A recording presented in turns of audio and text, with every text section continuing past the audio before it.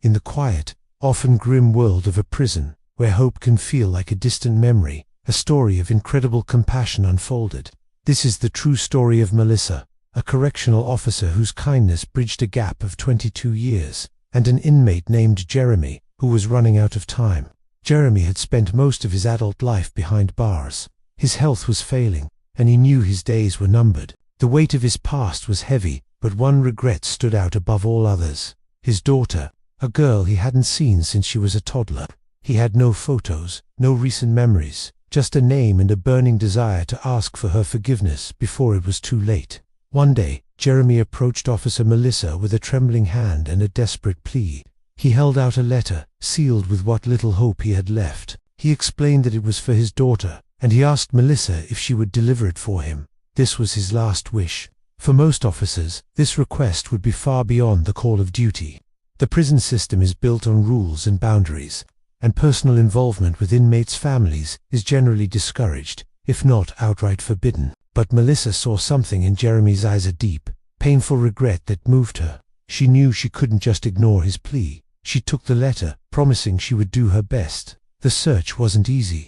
All Melissa had was a name and an old address from over 2 decades ago. She started her quest on her own time. After her long shifts at the prison, she drove to the old neighborhood, a place that had changed so much over the years. She knocked on doors, talked to neighbors, and followed every faint lead she could find. It felt like searching for a ghost. Days turned into weeks, and Melissa was close to giving up. It seemed like an impossible task. But every time she looked at the letter sitting on her car seat, she remembered Jeremy's face, the desperation in his eyes, and she found the strength to keep going. Finally, a breakthrough came from an unexpected source. An old public record led her to a possible relative, who then pointed her to another and another.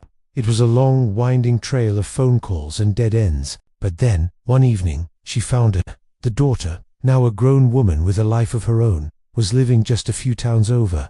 Melissa felt a surge of relief, but also a wave of anxiety. How would this woman react to a stranger showing up on her doorstep, bearing a message from a father who was, to her, nothing more than a painful memory? With the letter in hand, Melissa approached the daughter's house. Her heart pounded as she rang the doorbell. A woman opened the door, her expression cautious.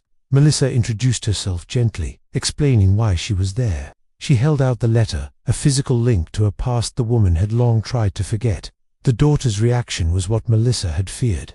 Her face hardened, and tears of anger and hurt welled in her eyes. "Why now?" she asked, her voice shaking. Where was he for the last 22 years? She spoke of a childhood without a father, of birthdays and holidays missed, of a deep-seated feeling of abandonment. She refused to take the letter. She couldn't bring herself to open that door to the past, a past that had caused her so much pain. She politely but firmly asked Melissa to leave. Dejected, Melissa walked back to her car. She felt like she had failed. She had failed Jeremy, and in a way, she had failed his daughter too, by reopening a wound that had never truly healed. She drove back to the prison with a heavy heart, unsure of how she would break the news to the dying man. She couldn't bring herself to tell him right away. For the next few days, she simply told Jeremy she was still working on it, trying to spare him the final, crushing disappointment. She felt stuck, caught between a father's dying wish and a daughter's deep-seated pain. But then, something incredible happened. About a week later, Melissa received a text message from an unknown number. It read, "This is Jeremy's daughter. You can tell him I forgive him." Melissa stared at her phone in disbelief. She read the message again and again, tears filling her eyes. The daughter's initial anger had given way to something else. Perhaps the shock of Melissa's visit had forced her to confront her feelings. Maybe, after the anger subsided, she realized that holding on to the bitterness was a burden she no longer wanted to carry. Whatever the reason, she had found it in her heart to offer the one thing her father so desperately needed: forgiveness. Melissa rushed to the prison's medical wing, her heart soaring. She found Jeremy, weaker than ever, lying in his bed. She knelt beside him and relayed the message. "I found your daughter," she said softly. "She wants you to know that she forgives you." A profound peace settled over Jeremy's face.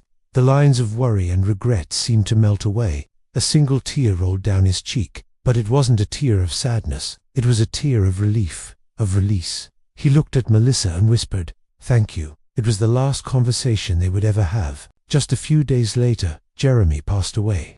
He died not as a man consumed by regret, but as a father who had finally found peace.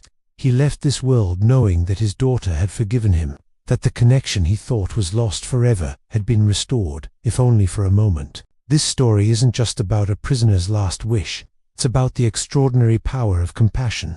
Officer Melissa went far beyond her job description. She saw a human being in pain and chose to act with kindness, even when it was difficult and inconvenient. Her simple act of empathy set in motion a chain of events that brought closure and healing to a broken family. It's a powerful reminder that sometimes the smallest act of kindness can make the biggest difference, reaching across prison walls and decades of silence to mend a broken heart. Thank you so much for watching.